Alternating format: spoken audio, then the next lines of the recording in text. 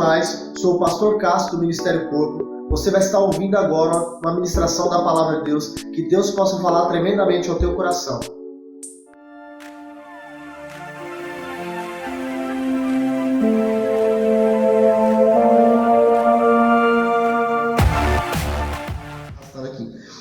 Rapidamente, nós estamos numa série de estudos devolvidos ao propósito, né? E nós temos falado bastante, explicado para os irmãos sobre a eclésia. E aí nós explicamos algumas coisas aqui. Por exemplo, que a eclésia era um grupo chamado, né? A palavra eclésia ela aparece em Mateus, capítulo 16. Na verdade, ela aparece como igreja. Então, Jesus ele usa a palavra eclésia quando ele está se referindo à sua igreja. E peço já que vocês deixem abertos aí em Mateus capítulo 16, do verso 13 ao 19, que é o texto base que nós estamos aqui estudando. Então, Jesus, no texto ele usa pela primeira vez essa palavra eclésia, e ela foi usada em que sentido ali? Jesus estava mostrando que ele ia levantar a sua eclésia, a sua igreja. E qual era o propósito? Nós falamos aqui na primeira aula, que era de Deus, ele quer estabelecer o reino dele, e Jesus iria estabelecer o reino dele através da sua eclésia. E aí nós falamos ali rapidamente de dois propósitos que nós poderíamos resumir em dois o propósito da igreja, que é expressar a glória de Deus e representar o governo de Deus. Então, o homem é criado, esse é o primeiro objetivo da criação do homem, era o homem expressar a glória de Deus e o homem representar o governo dele. Só que o que acontece? Quando o homem peca, o homem agora, em vez de governar, de expressar a glória de Deus, o homem perde isso e agora ele é dominado. Então ele é dominado agora pelos vícios e tudo mais.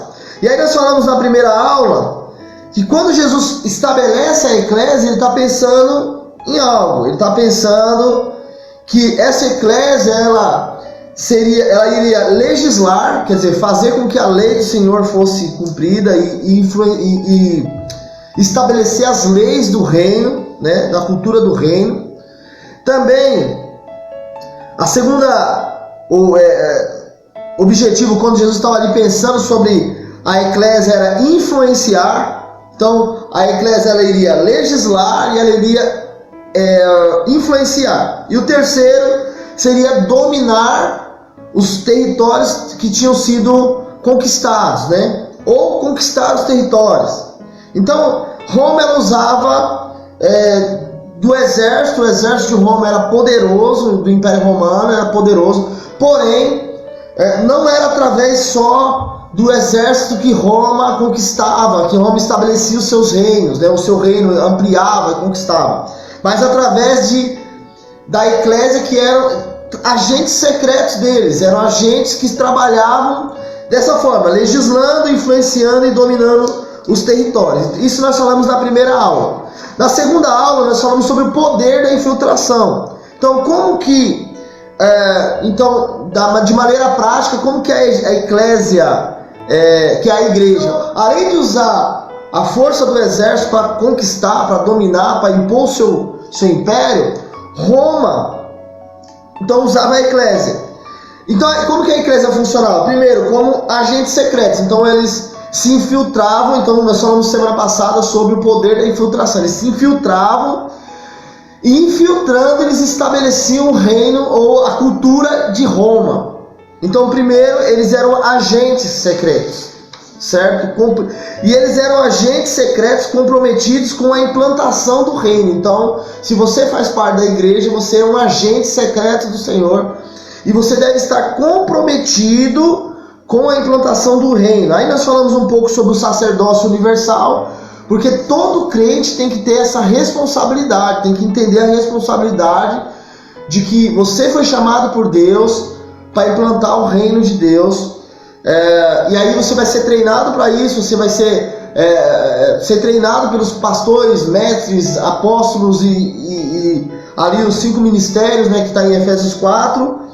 E nós falamos um pouco sobre o trilho celular, que tem uma visão clara para nós, do ganhar, consolidar, discipular e enviar. e dentro disso a gente consegue treinar as pessoas para elas exercer tudo isso. E aí, só para a gente sintonizar tudo aqui, no finalzinho aí da aula nós falamos um pouco que somente um discípulo, somente um ministro que tem realidade, ele pode realmente ser um implantador do reino de Deus e estabelecer o reino dele. E aí nós falamos que qual que é um dos modos de nós medirmos essa no nosso meio. Eu estou falando da nossa igreja, então se tem alguém assistindo de outra igreja, eu estou falando propriamente para o nosso meio, para o Ministério Corpo. Como que a gente sabe ver a realidade de um discípulo? Como que a gente pode medir a realidade desse discípulo? A disposição dele tanto para liderar uma célula quanto para abrir sua casa para uma célula. Ou nesse tempo que nós estamos, calma aí que travou aqui, tá entrando um monte de aplicativo aqui, pronto.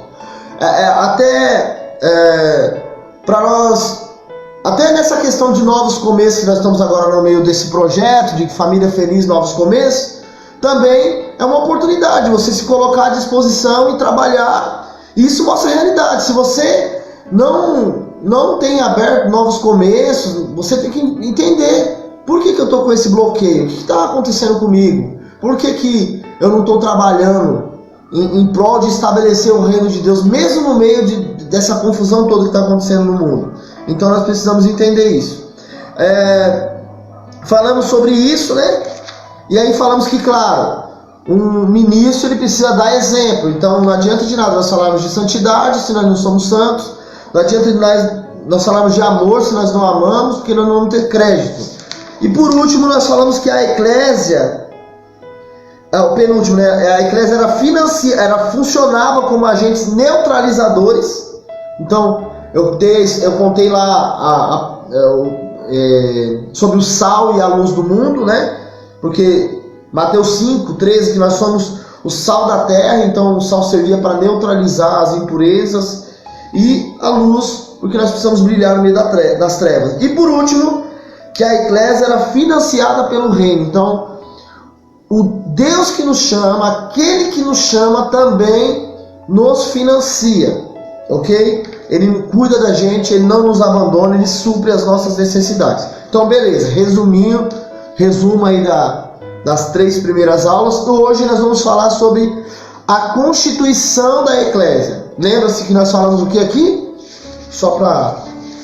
Falamos primeiro o propósito da eclésia ou da igreja, certo? Então, primeira aula. Segunda aula, o poder da infiltração. Terceira aula, a constituição da eclésia. Lembrando que todos esses estudos estão baseados num livro, eu estou sem ele aqui, tá ali, mas do livro do pastor Ricardo Guimarães, tá bom? Eu esqueci agora o nome do livro. 21 dias para ativar o reino, tá bom? Só para quem preparou esses estudos todos.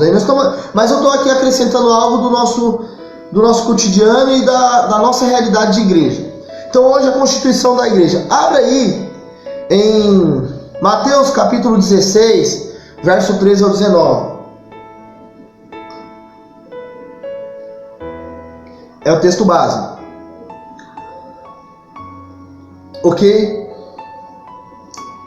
13 ao 19. Mateus 16, 13 ao 19. Anota aí que esse texto vai ser... Eu quero que esse texto seja decorado por você. Diz assim a palavra: Chegando Jesus à região de Cesareia de Filipe, perguntou aos seus discípulos: Quem os outros dizem que o Filho do Homem é? Eu estou lendo na NVI, tá? E eles responderam: Alguns dizem que é João Batista, outros Elias, e ainda outros Jeremias ou um dos profetas. E vocês? Perguntou ele: Quem vocês dizem que eu sou? Simão Pedro respondeu: Tu és o Cristo, o Filho do Deus vivo. Respondeu Jesus: Feliz é você, Simão, filho de Jonas, porque isto não lhe foi revelado por carne ou sangue, mas por meu Pai que estás nos céus. E eu lhe digo que você é Pedro, e sobre esta pedra edificarei a minha igreja, e as portas do Hades, algumas traduções vão estar inferno ou Sheol não poderão vencê-la. Eu lhe darei as chaves do reino dos céus. O que você ligar na terra terá sido ligado nos céus, e o que você desligar na terra terá sido desligado nos céus. Amém? Vamos orar e nós vamos dar início aqui. Pai, em nome de Jesus, quero te agradecer, Pai, por esse período, por esse tempo precioso, que cada pessoa que está acompanhando essa live, ou que vai acompanhar, ou vai escutar esse áudio, que realmente, Pai, essa pessoa seja tocada por Ti, essa pessoa seja transformada pelo poder desta palavra. Eu oro, Espírito Santo, para que a pessoa que vai acessar esse áudio, que vai acessar esse vídeo, Pai, que ela possa ter revelação, que possa vir luz, Pai. Domingo nós falamos sobre a renovação da nossa mente. Senhor, como discípulos, nós precisamos ter a nossa mente renovada no Senhor, a nossa mente transformada, Senhor, para que nós possamos cumprir realmente a Tua vontade e experimentar a boa, a agradável e a perfeita vontade de Deus. Eu quero, nesse momento, Senhor, repreender agora todo tipo de tentativa do inimigo de tentar roubar a palavra que vai ser lançada. Senhor, qualquer tipo de distração. Esse irmão que está na sua casa agora, escutando essa live, Senhor, tira todo tipo de distração, de comichão nos ouvidos, qualquer coisa que venha para impedir ele de escutar a Tua voz. Também eu repreendo agora, Senhor, o espírito de Marta, que enquanto o marido ou a esposa está escutando a live, a outra quer trabalhar, a outra quer limpar a casa, e eu repreendo agora isso em nome de Jesus, para que essa pessoa não seja roubada nessa palavra, Senhor, não seja roubada nesse estudo, que ela possa ter plena revelação de que o Senhor quer falar com ela e quer despertá-la para ela ser um discípulo ou uma discípula melhor. Eu quero declarar em nome do Senhor Jesus, Pai, que esse é um tempo que o Senhor nos separou, isso é um período que o Senhor nos separou. Então a semente lançada, ela vai encontrar terra boa, que vai dar fruta a 30, a 60 e a 100 por um, em nome do Senhor Jesus. Amém? Irmãos, rapidamente, a ideia desse estudo é um estudo devocional, então não tem nada tão teológico, não vai ter debate teológico, nem nada disso aqui não. Quem quiser compartilhar enquanto eu estiver falando alguma coisa, o Daniel sempre compartilha algo, um texto, alguma coisa assim. Se você sentir no seu coração e quiser compartilhar, nós vamos bater um papo aqui estudando, ok? De repente você está sendo ministrado aqui, você tem uma revelação de algo. Então eu queria que você compartilhasse para que a gente pudesse fazer esse estudo bem dinâmico. A gente já perde muito pelo estudo ser online.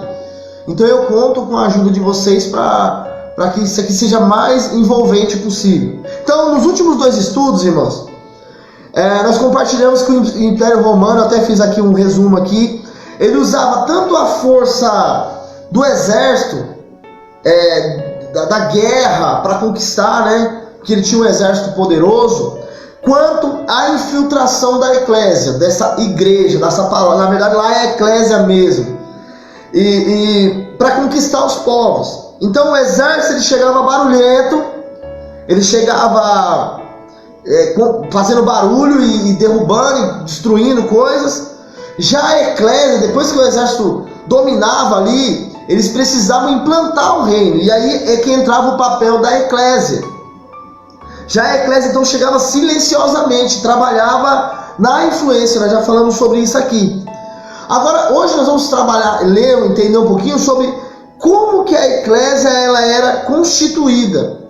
Então, eu quero falar um pouquinho de como era feita a constituição, quem eram essas pessoas, ou como era constituída essa eclésia. Nós já falamos que eram pessoas que eram chamadas para influenciar. Então, como que era a constituição?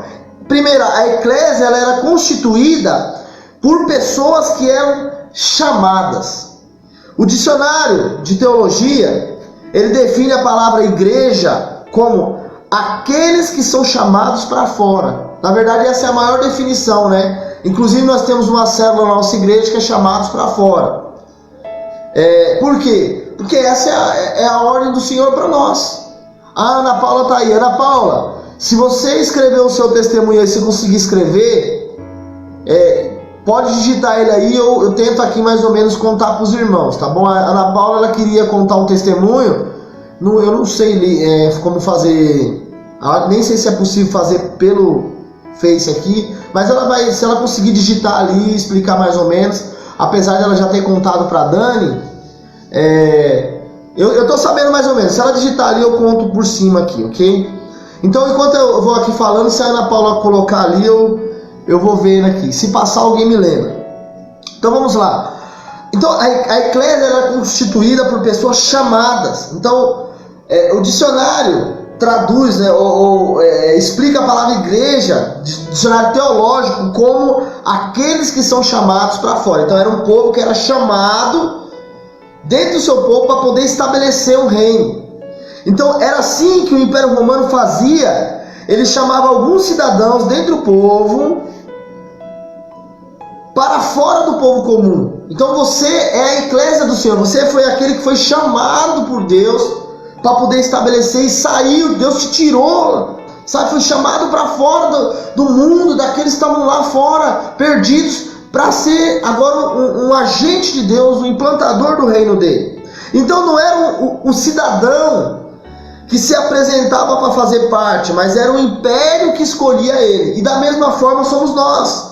Se eu não estou enganado, João capítulo 15, deixa eu ver se eu acho aqui, eu não tinha marcado esse texto, mas se eu não estou enganado, em João capítulo 15, o Senhor vai falar que não fostes vós que me escolheste, mas eu vos escolhi. Isso, em nome de Jesus, pastor Marcelo, é isso mesmo. Somos chamados para fora, e as portas do inferno não podem prevalecer. Olha, João capítulo 15, 16. Olha o que o Senhor fala aqui. Olha, nós somos chamados para fora. Quem chamava era o Império Romano, e Deus é que nos chama também. Olha aqui, João 15, 16. Vocês não me escolheram, mas eu os escolhi para irem darem fruto. Talvez você fale assim: mas eu não tenho capacidade, eu não sei fazer. Mas Deus te chamou. Deus te chamou para que você vá e dê fruto. Olha, e ele continua assim: escolhi para ir e dar fruto, que o fruto permaneça, a fim de que o Pai lhes conceda o que pedirem em meu nome. Então olha só, da mesma forma que Jesus, quando ele estava falando da igreja, estava explicando isso, estava falando isso para nós e para os discípulos ali, para Pedro e quem estivesse ali. Olha, eu estou chamando vocês para fora. É eu que estou escolhendo vocês, não é vocês que me escolheram. Eu que estou te escolhendo. Então, essa escolha para a implantação do reino é Deus quem faz, é Ele quem nos chama. Então, você tem ideia, se nós formos olhar o chamado dos discípulos, quando Jesus inicia o seu ministério, ele chamou homens, né, que fariam parte, seriam seus discípulos. E cada um dos seus discípulos foi chamado especificamente. Pedro, Tiago e João, às margens do mar da Galileia, Jesus chama eles e fala: eu vou fazer de vocês pescadores de homens. Vocês vão ser pescadores de homens. Vocês vão deixar largar essas redes aí, vocês serão pescadores de homens. Você sabe quem eram aqueles homens? Eram homens que não tinham conhecimento da palavra de Deus. Eram homens que, ou melhor, né, cultural, assim. Eram homens rudes, assim, simples, mas que Deus os chamou. Deus também te chamou. Então talvez você fale assim: se eu soubesse ler direito, se eu soubesse falar direito. Não, Deus, ele está te chamando. Ele sabe, ele quer te usar. Ele chamou Pedro, Tiago e João às margens do mar da Galileia, assim como também chamou Mateus da coletoria. Então assim, Deus, ele nos chama para trabalhar em sua obra. Esses exemplos que eu dei aqui mostram dois princípios que nós podemos observar.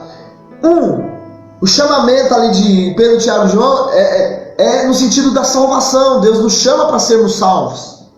E o outro chamamento, o chamamento do serviço. Olha que interessante, esse é o princípio bíblico. Deus nos chama tanto para a salvação, então você é salvo, Deus te chamou para isso. Ele te chamou para isso, quanto para o serviço. Uma vez que você é salvo, você não pode cruzar os braços e e dizer, não, já estou sentado aqui satisfeito, conquistei minha salvação e pronto. Não. Deus, Ele quer que você trabalhe em sua obra, que você trabalhe agora para implantar o seu reino.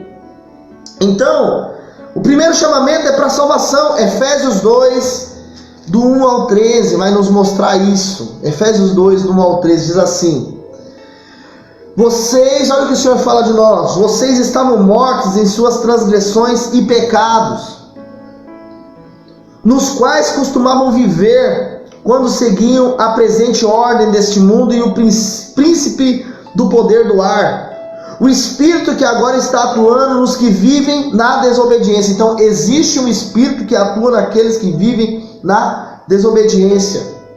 Anteriormente, todos nós também vivíamos entre eles, satisfazendo as vontades da nossa carne e seguindo os desejos e pensamentos.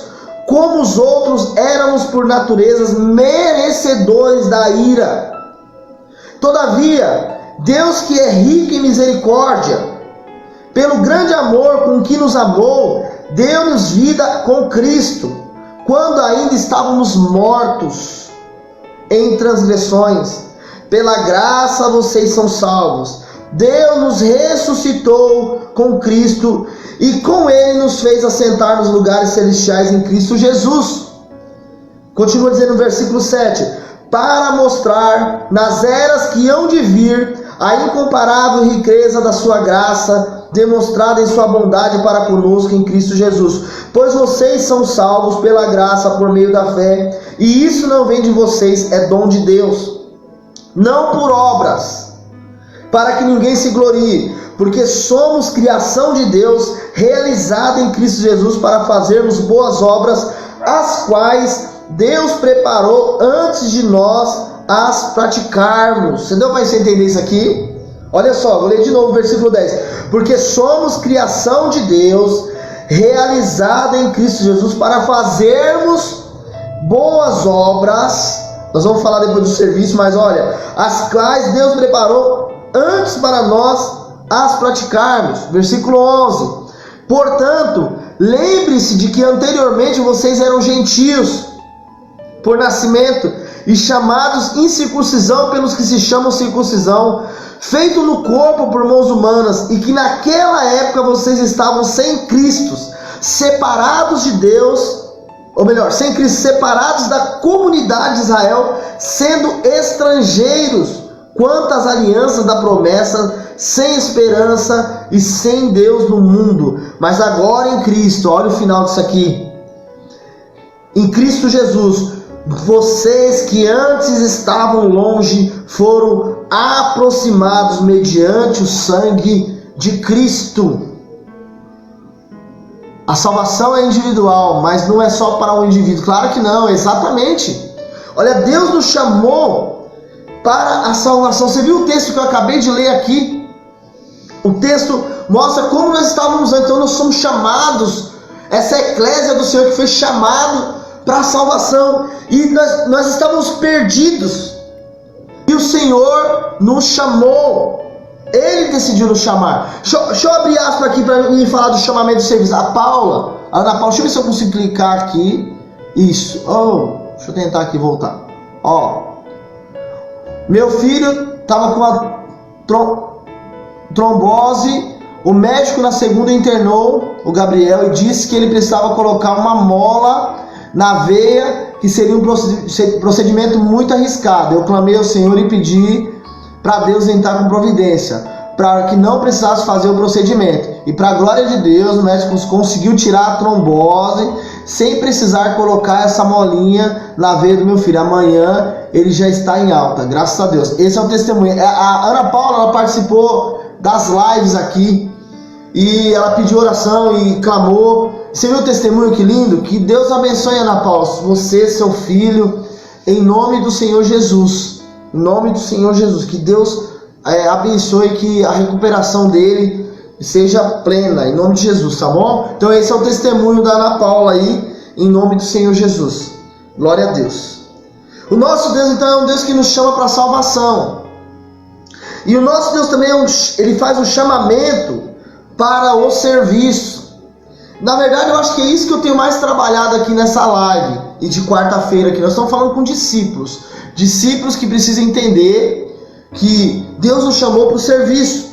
João 15,16 é o texto que eu li lá, né? João 15,16 fala o quê? Vamos abrir aqui, João 15,16. Vamos ler de novo. Não fostes vós que me escolheste. Ó, vocês não me escolheram, mas eu os escolhi para irem darem fruto para isso. E que o fruto permaneça, a fim de que o Pai lhes conceda o que pedirem em meu nome. Então, o chamamento é tanto para a salvação, quanto para o trabalho, para o serviço. Então, nós precisamos trabalhar para a conquista da nossa geração. E todos precisam se envolver nisso. Todos precisam se envolver nisso. Como já falamos nos outros estudos, irmãos, Deus ele quer estabelecer o seu reino. E Deus vai nos usar para sermos esses instrumentos, esses agentes dele, para estabelecer o seu reino. Em Isaías 60, versículo 21 e 22, diz assim, anota aí, Isaías 60, 21 e 22. Então, todo o seu povo será justo e possuirá a terra para sempre. Ele é o renovo que plantei, obra das minhas mãos, para a manifestação da minha glória. O mais pequenino se tornará 1000, o menor será uma nação poderosa. Eu sou o Senhor, na hora certa farei com que isso aconteça, depressa. E olha que interessante, Deus tem urgência nisso. Deus te chamou para que você ganhe vidas, para que você multiplique, para que você seja um pai de multidões. Você está entendendo isso? Você é a eclésia do Senhor, você foi chamado para o Senhor, não só para salvação, irmão. Desperta hoje, você que dorme. Sabe, para de perder tempo, sabe, aprontando, fazendo tanta coisa errada. E Deus está querendo te mostrar, ei, eu te chamei para salvação, mas te chamei também para o serviço. Está na hora, irmão, de parar de ficar se sentindo menosprezado, pequeno. Olha o que o Senhor fala aqui. Você se sente pequeno? O mais pequenino se tornará 1000 e o menor será uma nação poderosa. Deus quer fazer isso com você. Eu tenho conversado com você e falado assim, ó, eu tenho algo no final do ano, eu quero que a minha geração, a geração de Judá, e aqui eu estou falando especificamente, que a gente cresça, que a gente faça um fruto fiel no final do ano, e extraordinário, lindo para o Senhor Jesus. E eu estou nessa fé de que a minha geração vai crescer. Você está entendendo? O nosso alvo, irmãos, é conquistar a nossa geração para Cristo. E como que nós vamos conseguir isso? Através das células. As células é a ferramenta, a célula é a estratégia, o modelo de ser igreja que Deus nos entregou para que nós consigamos conquistar essa geração. De casa em casa, irmãos. Até a última casa nós vamos entrar. Eu tenho colocado isso no meu coração e tenho tentado plantar isso no coração dos discípulos. Nós vamos de casa em casa até que o Senhor venha. Cada casa que eu entro, eu tenho ungido meus pés antes de entrar na casa das pessoas. Ungi o pé da Dani, que ela foi comigo em algumas casas. Ungimos nossos pés. Senhor, aonde nós colocarmos a planta dos nossos pés, nós vamos conquistar. E nós estamos avançando nisso. E nós cremos nisso. E é de casa em casa até a última casa, irmãos. Então, é possível, líder. Deixa eu falar algo para o líder aqui. Tanto o líder de geração, quanto o líder de célula. Na nossa igreja, muitos líderes de geração, aliás, todos os líderes de geração são líderes de célula. Mas você que está liderando uma célula, deixa eu declarar algo para você aqui. É possível, irmão, se multiplicar uma vez por ano. Sabe, não deixe o comodismo, não deixe o medo. Isso vai exigir de nós muito trabalho, mas é possível a gente multiplicarmos, nós implantarmos células novas uma vez por ano. Esse é o nosso desafio e essa é a nossa visão. Então hoje é o que eu estou aqui ministrando para os irmãos da nossa igreja, para você que é líder, entenda isso. Você foi chamado para a salvação e foi chamado para o serviço, e foi Deus quem te chamou. Não foi o pastor. Então aí para os mais novos aí, não foi o pastor que te chamou. O pastor pode ter sido um instrumento de Deus para encorajar você, para empurrar você, mas quem te chamou foi Deus. Então, eu quero convidar você a abraçar essa visão. A nossa geração, a nossa cidade, a nossa nação, ela pode ser alcançada para Cristo, irmão. Nós podemos estabelecer o reino. Para isso basta que cada líder coloque isso no seu coração. Eu vou multiplicar a minha célula. Eu vou levantar uma equipe de 12 que vai trabalhar comigo, que vão ser líderes de célula. E eu vou multiplicar minha célula uma vez por ano. Esse é o meu alvo. Vou multiplicar minha célula uma vez por ano. Eu vou ganhar almas para Jesus. As células não são apenas uma estratégia, irmãos, que a gente escolheu dentre tantas estratégias, não. Ela é a visão para nós de como a igreja deveria ser. Então, um discípulo que se recusa, por exemplo, a participar de uma célula, isso me entristece, porque ele está se excluindo da vida do corpo, da vida da igreja. Nós não somos uma igreja em célula por modismo, irmão. Nós somos uma igreja em célula por convicções. Olha, você vê, começou toda essa questão da pandemia. Você tem ideia? Deixa eu explicar algo para vocês aqui. Os meus líderes sabem disso. Aqui ficou algo bem... É porque essa live é para a nossa igreja. Então assim, com todo o amor e respeito a todos que estão escutando, mas eu tenho usado essas lives para discipular ou para orientar o meu povo, o povo que está comigo ali no Ministério Corpo. E você que está afastado, Deus está te chamando. Mas eu quero explicar algo para você aqui. Eu tô nessa pandemia de segunda a domingo fazendo alguma coisa. Segunda-feira eu tô em Família Feliz, terça-feira eu tô em Novos Começos, que é campanha. Quarta-feira eu tô aqui dando... Terça-feira eu tô em célula e depois eu vou para a campanha. Quarta-feira eu tô aqui dando esse curso. Quinta-feira eu tô na célula daqui que eu tenho. Sexta-feira tem M12. Talvez a sexta-feira é o dia mais tranquilo para mim.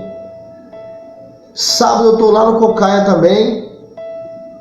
E domingo eu tô ministrando o curso aqui, culto aqui, ou a ministração de domingo. Então, entenda algo. Nós somos chamados para o serviço. Eu quero desafiar você, líder. Se você não abrir um novo começo ainda, você está perdendo tempo. Você está perdendo tempo. Sinta-se desafiado. Ore a Deus. Fala, Senhor, me dá coragem, me dá ânimo. É algo muito simples. Você pode fazer, irmão. Não fique esperando. Eu não tenho mais dia para fazer. A pastora Dani não tem mais dia para fazer. E é por isso que a igreja é poderosa. Porque cada discípulo da igreja é um ministro. Você é um ministro chamado por Deus. Então você não precisa ficar esperando por nós para fazer isso acontecer. Agora é claro, se você olhar para a sua célula e você falar, minha célula está boa, eu estou consolidando o povo aqui, fique em paz. Consolide o povo. Agora, se você tem olhado na sua célula e tem visto, não, minha célula ela precisa dar um despertamento. Faz tantos meses que eu estou com as mesmas pessoas, não tenho discípulos novos e ainda quem eu tenho está dando trabalho. Então é hora de você despertar. Não espere. Seja despertado para o Senhor. Nós precisamos disso. Então, é Deus quem nos chama para servir. É uma escolha divina. Deus nos chama para a salvação e Deus nos chama para o serviço. Então, em primeiro lugar, a eclésia, ela era constituída por pessoas chamadas por Deus, chamadas para a salvação. Anote isso. Chamadas para a salvação, você é chamado para a salvação.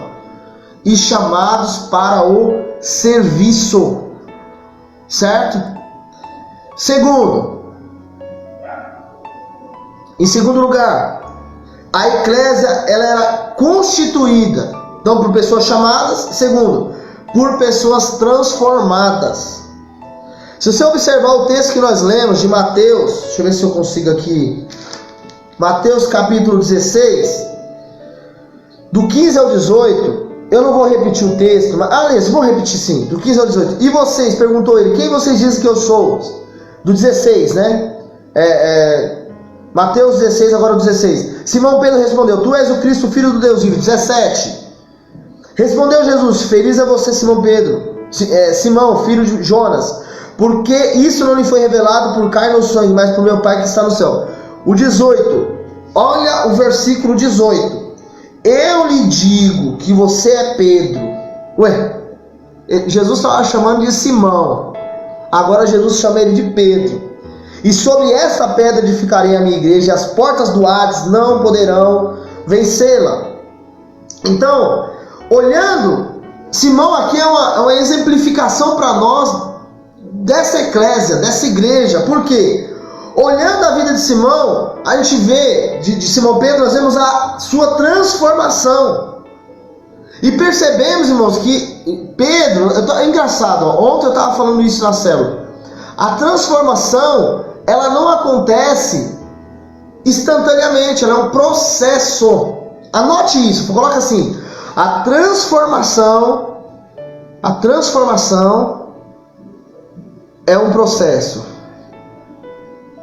Grave bem isso. Por quê? As pessoas às vezes querem que a pessoa transforme de uma hora para outra.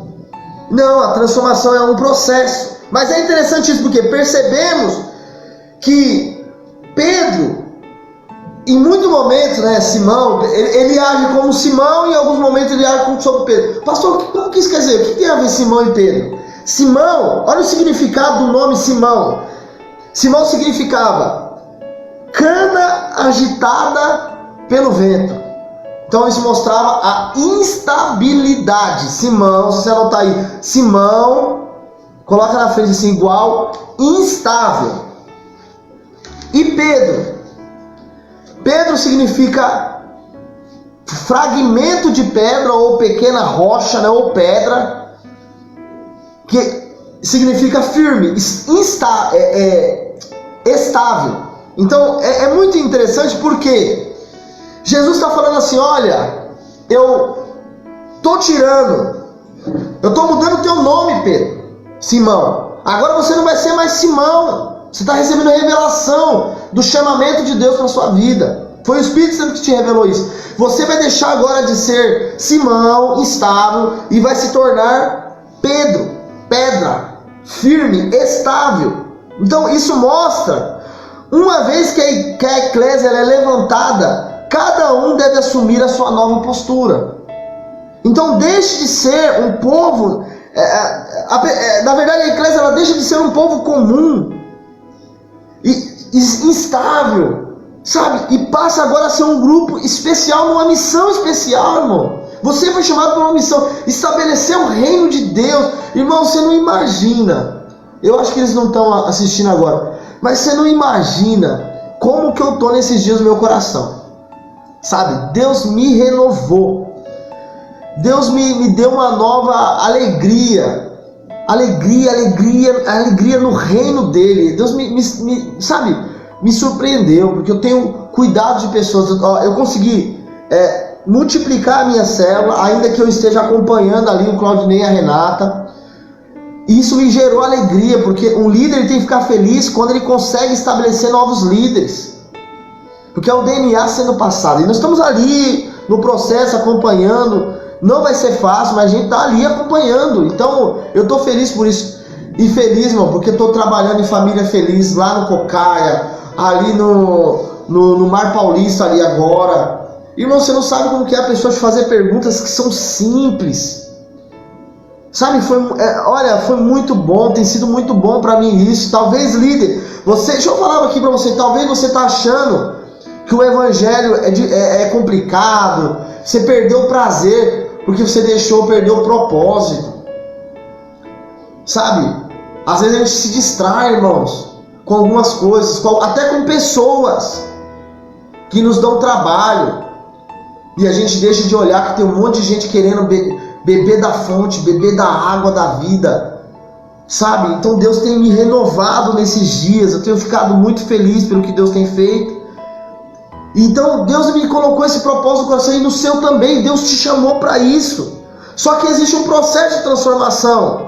Eu estava explicando isso na minha célula. Eu falei assim: olha, não adianta as pessoas quererem que as pessoas sejam transformadas de uma hora para outra. Porque quando a gente aceita Jesus, o nosso espírito, instantaneamente, naquele momento que você aceita Jesus, a Bíblia diz que o seu espírito estava morto e recebeu vida. Certo? Seu espírito morto recebeu vida. Porém, nossa alma ela vai ser transformada. E como que vai ser transformada? Como que a gente vai viver, passar por esse processo de transformação que Deus opera em nós?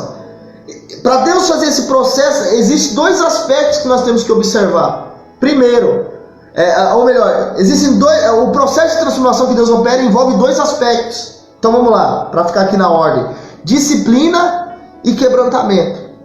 Disciplina trata das suas fraquezas, enquanto o quebrantamento trata dos seus pontos fortes. Olha, rapaz, que revelação isso aqui que o pastor Ricardo Guimarães teve aqui. Ó, disciplina trata das nossas fraquezas. O quebrantamento trata dos nossos pontos fortes. Pastor, mas pontos fortes precisam ser tratados? Precisam. Olha só que exemplo. Pontos fracos. Então, problemas com a carne, com o pecado. Então, esses são os nossos pontos fracos que nós precisamos de disciplina. Por exemplo, enquanto você ficar acessando site à noite, escondido da sua esposa, você vai continuar caindo na pornografia. Enquanto você ficar escondendo isso, você não vai ser liberto disso. Enquanto você não parar de andar com pessoas que não é para você andar, você vai continuar pensando coisa errada e fazendo coisa errada. Às vezes, basta uma semana distante de más companhias para a gente ver a transformação das pessoas. Uma semana. Não precisa nem ser uma semana. Mas você já vê a pessoa diferente, animada, falando das coisas de Deus então assim, enquanto a gente não ser disciplinado de olhar e falar, não, isso aqui não me faz bem, eu vou corrigir isso aqui, eu vou para o jejum, para a oração e eu vou me corrigir. Então, essa disciplina fala dos nossos pontos fracos. Então, enquanto você continuar no grupo aí de WhatsApp que não é bom você estar, não adianta. Enquanto você continuar vendo o que não é para ver, então isso diz respeito à sua disciplina. Você tem que se disciplinar, se corrigir. Então, Deus vai usar isso para nos transformar. E os pontos fortes. Então, os pontos fortes vai depender do quebrantamento.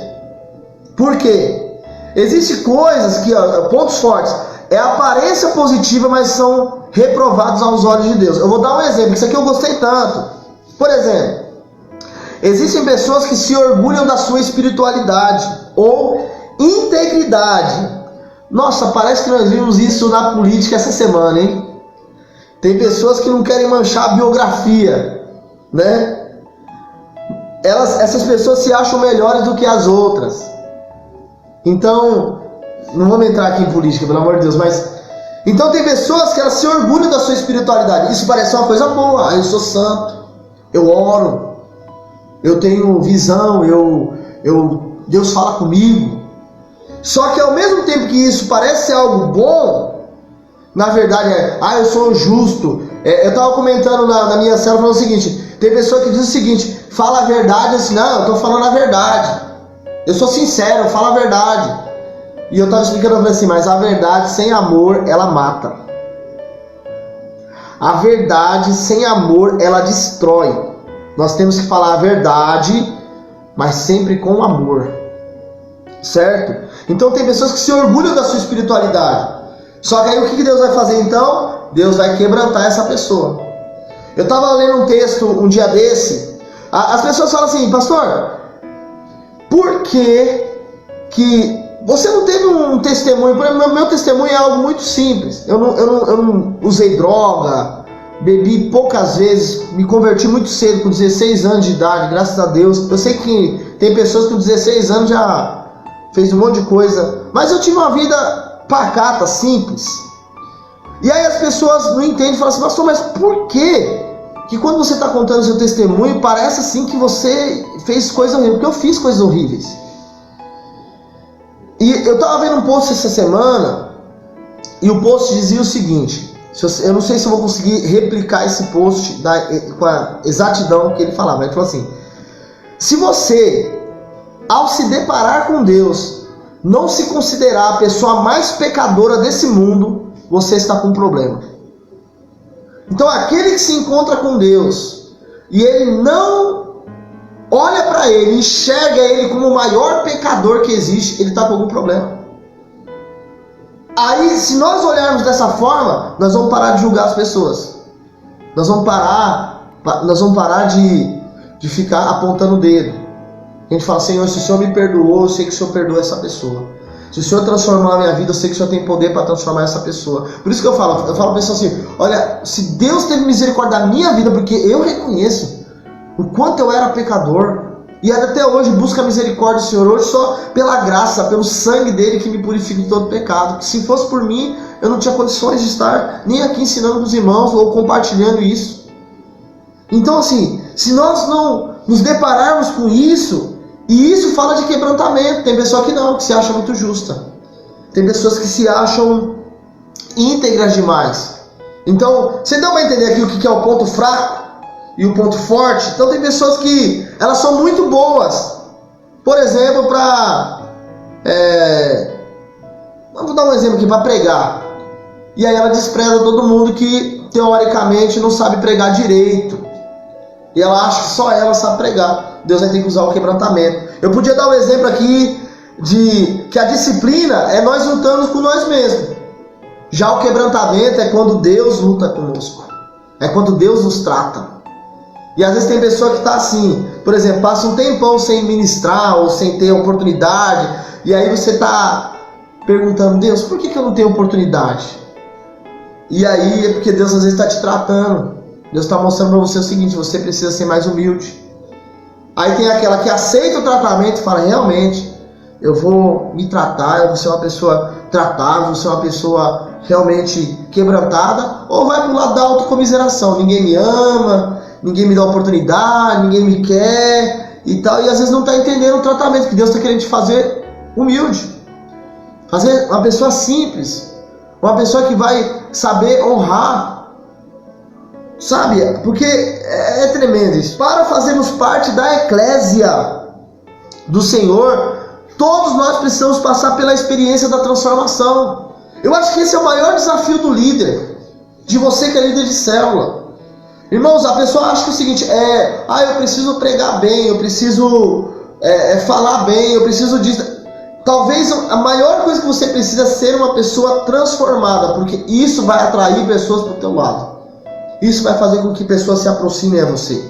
Então, em terceiro lugar, recapitulando aqui rápido, a eclésia era construída por pessoas chamadas para a salvação, chamadas para o serviço, constituídas por pessoas transformadas. Então você tem que ser transformado por Deus.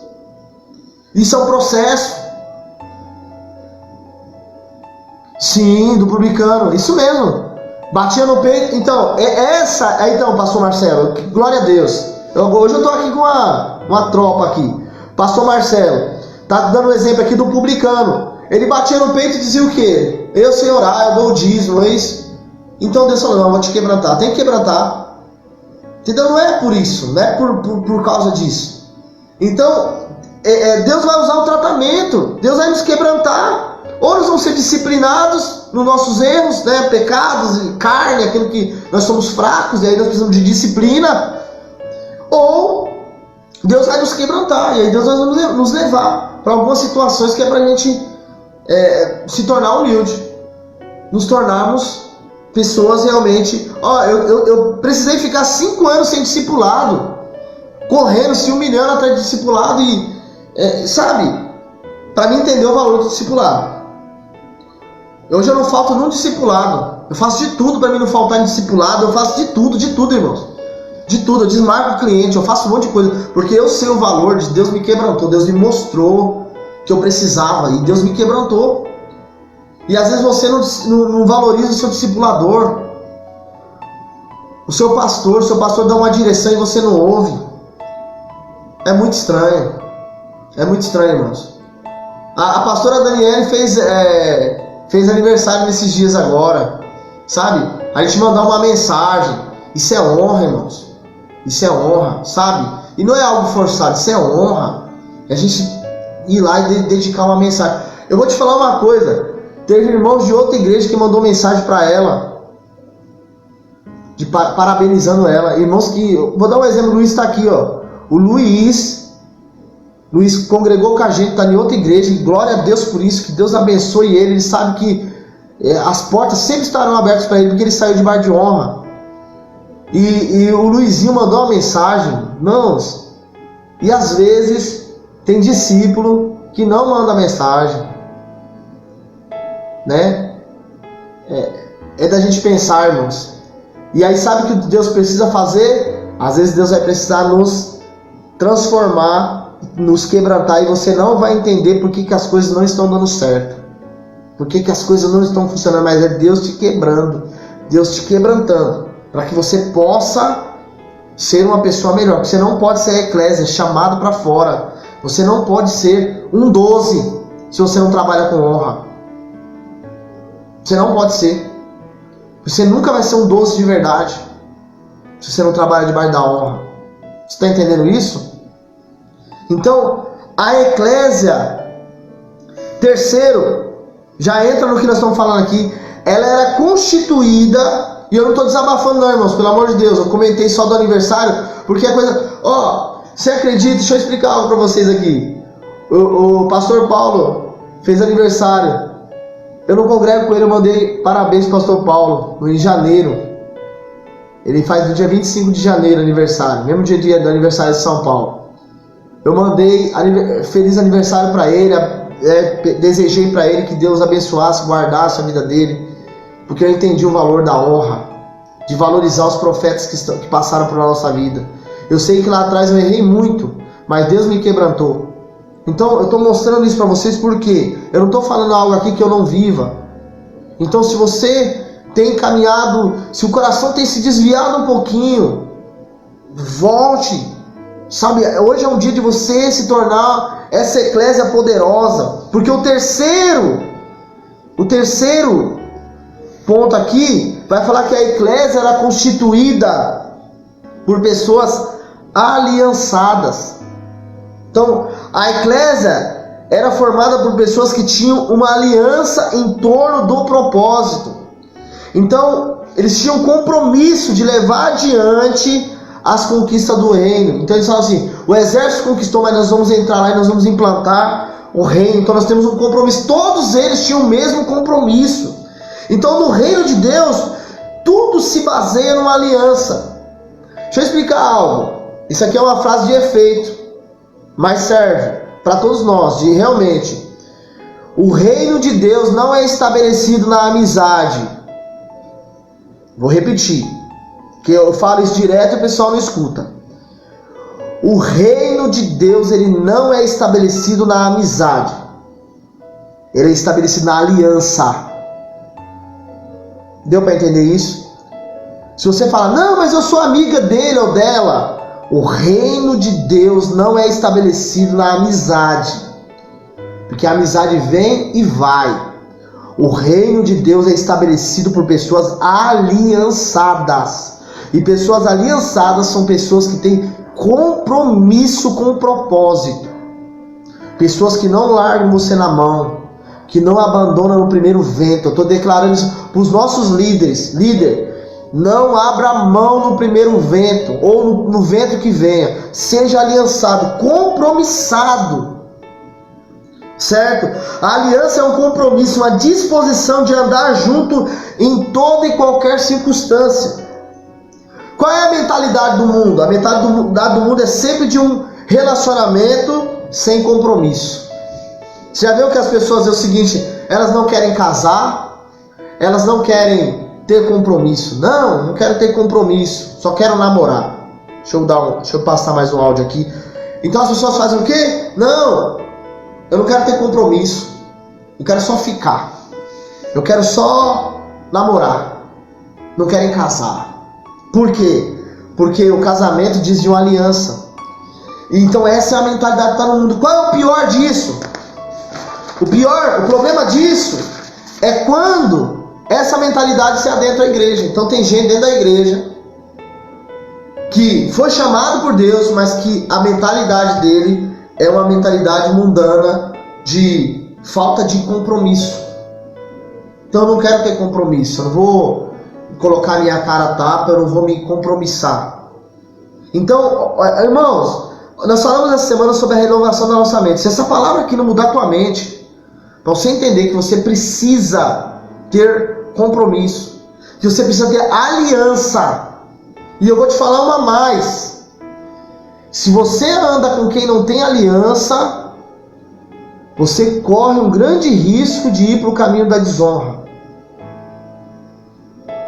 Isso é muito forte.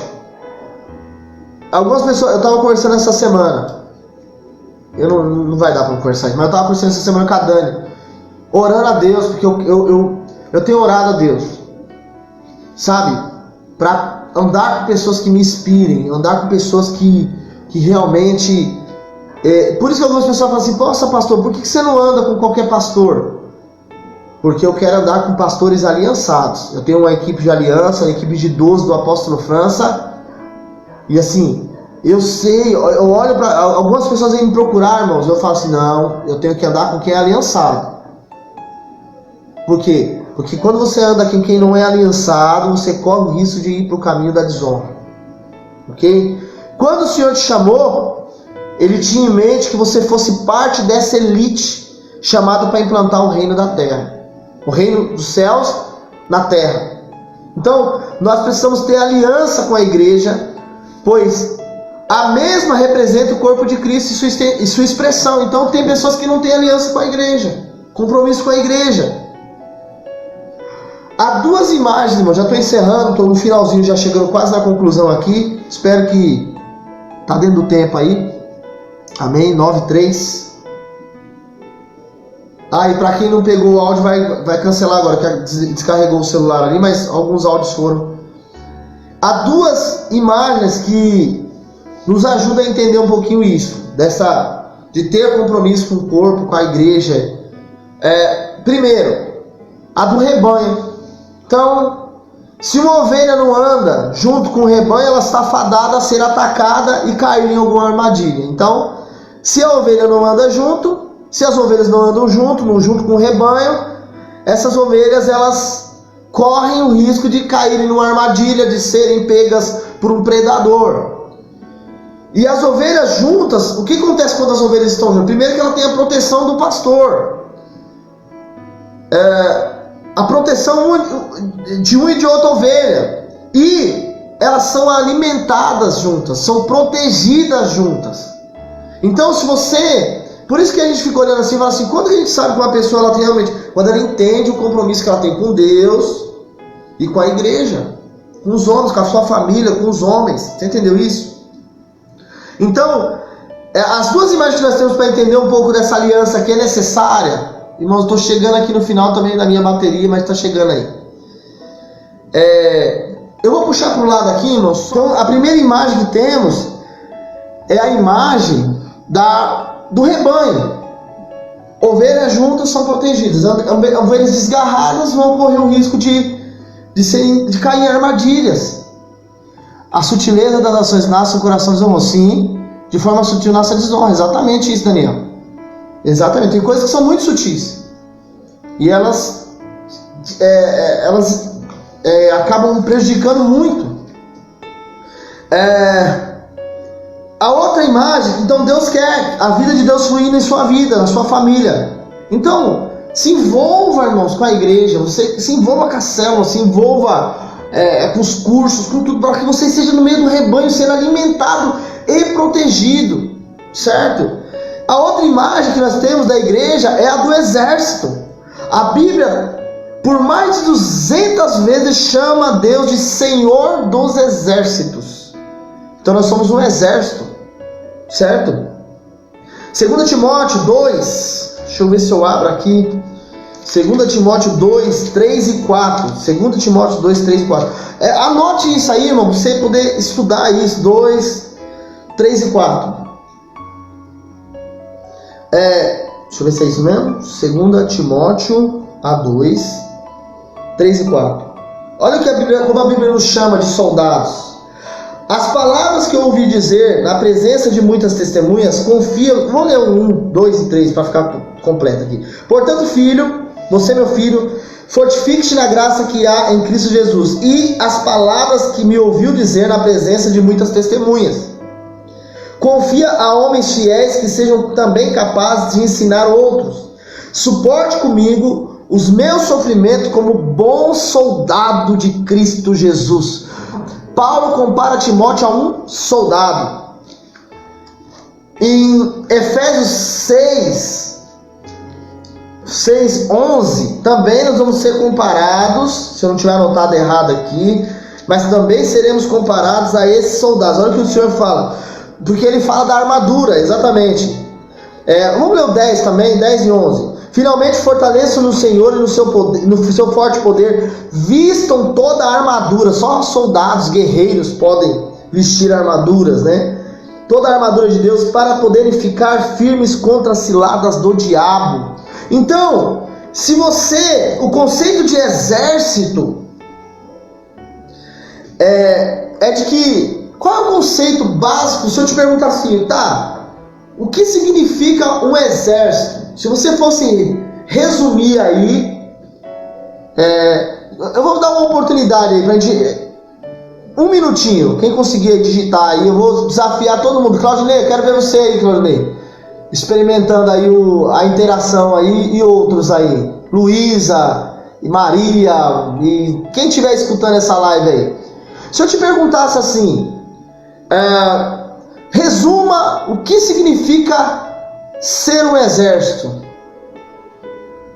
O que é um exército para você? Se você conseguir resumir aí e escrever, eu vou dar um minuto para você interagir aqui comigo. Dani, Laís, Helena, Giovanni, quem puder digitar aí para você, o que representa um exército? Uma frase, tá? Não precisa, ou se tiver dificuldade uma palavra, mas se tiver uma frase seria bom, porque nós vamos tentar explicar aqui o conceito de exército. Antes de eu ler aqui, eu vou esperar você. Exército, família. Aí o Luiz está falando que o Luiz está no exército, né? Parabéns, Luiz, né? Mas beleza.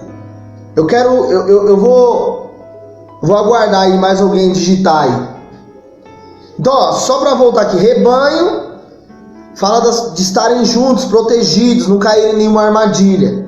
E a Bíblia nos compara a Maria matou a charada. Nem precisa digitar mais. Eu acho que eu passei a cópia para Maria e ela acabou quebrando todo mundo. Mas quem ainda está digitando, ação de combate, força, beleza. Mas a Maria, forte, mas a Maria matou. Deixa eu voltar aqui. Unidos em um só propósito. O conceito, olha só, vou ler, parece que a Maria estava lendo aqui. O conceito de exército é o de vários soldados lutando juntos por uma mesma causa. Tudo bem que entra tudo isso, família, proteger, um grupo de pessoas levantar para executar algo, também, tá vendo? Giovanni também, não sei se ele já escutou, como tem um delay, eu acho que ele não escutou ainda, mas é isso mesmo, tá vendo? A Maria e o Giovanni entrou pelo mesmo caminho aqui, então vamos lá.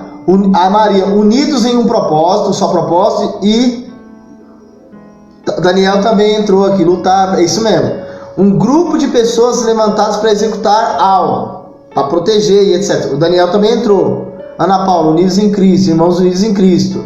Ó, o Daniel, um grupo de pessoas com um só objetivo, proteger, lutar, vencer por sua nação. Exatamente. Olha o conceito que está aqui nesse estudo. Conceito de exército é vários soldados lutando por uma mesma causa em torno do mesmo propósito. Então, basicamente é isso aí. Estarmos unidos no mesmo propósito. Pessoas com o mesmo objetivo. Então, Deus nos compara a esse exército. O Senhor está querendo dizer assim, então não adianta. Um está pensando uma coisa, um quer fazer uma coisa, outro quer fazer outra. Nós temos que ter o mesmo. E qual que é o nosso objetivo? O objetivo aí desse exército, que nós temos estudado nesses dias aqui, estabelecermos o reino de Deus. Amém. Estabelecermos o reino de Deus. E como que nós vamos estabelecer discípulos do avivamento? Como que nós permaneceremos, sabe? E como que nós vamos estabelecer de casa em casa até a última casa? Apaixonados por Deus, apaixonados por vidas, e de casa em casa até a última casa, até que o Senhor venha. Então esse tem que ser o nosso objetivo. Eu vou permanecer apaixonado por Deus, eu vou permanecer apaixonado por vidas, e eu vou de casa em casa até a última casa, até que o Senhor venha. Nada vai me distrair, eu não vou sair do meio desse exército, eu não vou sair do meio desse rebanho, porque é aqui que eu vou dar fruto, é aqui que eu vou... E como que nós vamos fazer isso? De casa em casa, irmãos, com as nossas células, famílias felizes, novos começos, indo de casa em casa. Você está entendendo isso? Isso é muito importante. Vamos para a conclusão aqui. Precisamos então ser transformados, ter uma postura de representantes de Deus, seus agentes de transformação. Isso só pode acontecer após um tratamento de caráter. Só iremos conquistar a nossa geração e estabelecer o reino de Deus estando aliançados no propósito. Enquanto nós ficarmos titubeando, nós não conseguiremos isso. Mas eu creio que hoje Deus falou no teu coração, Deus alinhou líderes aqui, Deus alinhou você. Essa série de estudos, ela é voltada, não é voltada para o evangelismo, no sentido de ganharmos vidas aqui para Jesus. Isso aqui está sendo usado como uma consolidação, discipulado. Então, nós somos constituídos como eclésia para quê? Nós somos chamados pelo Senhor, chamados para a salvação, chamados para o serviço. Somos pessoas chamadas, constituídas por... A eclésia é constituída por pessoas transformadas, sem exemplo, sem modelo, irmãos. Eu sou muito preocupado com isso. Sem modelo nós não vamos ir muito longe. E por pessoas aliançadas. Se alguma dessas três coisas você talvez esteja paralisado, eu queria desafiar você agora a orar aí na sua casa e receber essa palavra no teu coração, sabe?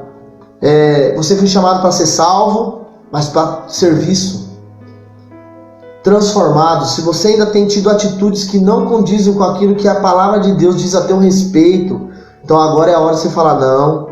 Então tem pessoa que fala, eu sou desse jeito, eu nasci assim, esse é meu jeito.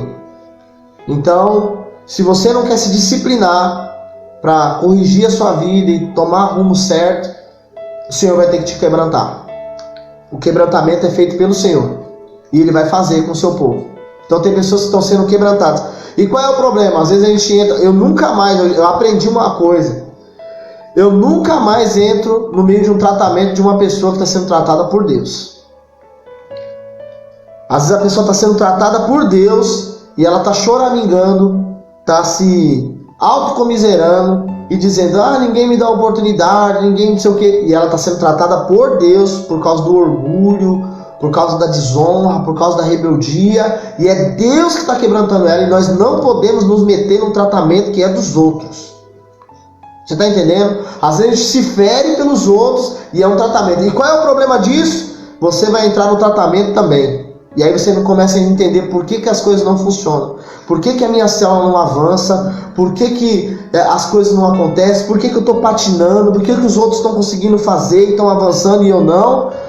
Porque nós entramos em tratamentos que não são nossos. E isso revela um orgulho do nosso coração, sabe do quê? Porque nós não confiamos que existe um Deus que levantou um líder, um Deus que está no controle de todas as coisas, que você deve confiar. Deus, o Senhor que está fazendo isso aqui. Isso mostra orgulho do teu coração. Então Deus vai te quebrantar também. Então a disciplina, ela é para os nossos erros. Mas o quebrantamento é feito por Deus. Jacó passou por um quebrantamento feito por Deus. Jacó foi lutar com Deus. E Jacó só saiu de lá quando ele teve a sua coxa ferida e o nome dele transformado. E ele levou aquilo ali para o resto da sua vida. Então hoje eu quero orar com você para encerrar, tá bom? Que você possa realmente ser esse instrumento de Deus. Entender que você foi chamado para fora, chamado para a salvação, chamado para o serviço. Você tem que ser transformado pela palavra, por Deus. A sua mente precisa ser transformada. e você precisa ser alguém aliançado, amém? Então feche seus olhos, se você puder estar aí onde você está, se puder fechar seus olhos. Eu quero abençoar a tua vida agora, orar com você. Eu queria que você orasse nesse momento, pedindo ao Senhor que o Senhor fale ao teu coração. Espírito Santo, eu oro nesse momento por esse terceiro estudo, essa terceira aula, na verdade um devocional, Pai, onde nós temos aprendido aqui que nós somos chamados para o Senhor, chamados para a salvação. Nós te agradecemos, Deus, porque um dia nós estávamos num charco de lodo, no meio de um lamaçal do pecado, e o Senhor nos chamou, nos perdoou, mesmo sem nós merecermos. O Senhor derramou seu sangue e nos incluiu no meio do teu povo. Então muito obrigado por isso. Nós somos chamados, Pai, para o serviço. Então nesse momento agora, Pai, tira todo tipo de impedimento, talvez a vergonha, talvez o medo tenha impedido esse irmão de trabalhar, de se apresentar para a obra, de fazer a obra do Senhor. Talvez o orgulho, porque muitas vezes a pessoa não quer se expor ao erro, e isso também fala de orgulho, Senhor, não só de medo, mas de orgulho. Pai, que nós possamos ser despertados nesse momento agora para sermos realmente trabalhadores da tua obra. O Senhor, esse é o tempo de trabalharmos. Os campos estão brancos, não é daqui a um mês, 2, Senhor, é hoje. Vidas estão partindo, pessoas estão morrendo. Senhor, eu quero orar para cada líder de célula, para que ele tenha no seu coração a disposição de multiplicar a sua célula, dar estratégia, dar sabedoria, unção para que isso aconteça. Espírito Santo, que o Senhor possa colocar isso dentro do seu coração, essa visão dentro do seu coração de que Ele pode multiplicar a sua célula. Também oro, Deus, para que eles sejam líderes transformados, para que todo discípulo que está ouvindo essa live, ele possa ser transformado. Deus, muda a mente, muda o coração. Chega de sermos instáveis, chega de sermos pessoas que um dia nós queremos e outro dia nós desistimos facilmente. Senhor, nos muda de Simão para Pedro, Senhor. Nos tira dessa instabilidade, Senhor, de Simão, de negar, de sermos 8 ou 80. Não, Senhor, nos faz firmes, Senhor, estáveis no Senhor. Eu oro, Pai, para que, se isso for necessário, essa transformação, Senhor, Pai, nos discipline, nos ensina, Pai, a nos disciplinar. E também, Senhor, se for necessário, nos leva para um quebrantamento profundo, Senhor. Vai nos dar revelação disso. E por último, Pai, nos torna pessoas aliançadas, Senhor. A tua igreja, Senhor, ela é formada, constituída por pessoas aliançadas, Senhor. Pessoas que são aliançadas com propósito. Um compromisso, Senhor, de levar as conquistas do reino adiante. Pai, nos dá essa disposição de andarmos juntos em toda e qualquer circunstância. Deus, muda a nossa mentalidade que veio do mundo, Senhor, de falta de compromisso, Senhor Jesus, ou de que qualquer coisa quebra-se a aliança. Pai, em nome do Senhor Jesus, nos faz viver no meio do rebanho do Senhor, de fazermos parte desse exército como família, um exército que é forte, como foi dito pelos irmãos aqui, Pai, unidos, mas que nós possamos estar realmente, Deus, sermos um exército, Senhor, lutando juntos por uma mesma causa, em torno de um mesmo propósito, Pai. É isso que eu oro, em nome do Senhor Jesus. Amém e amém.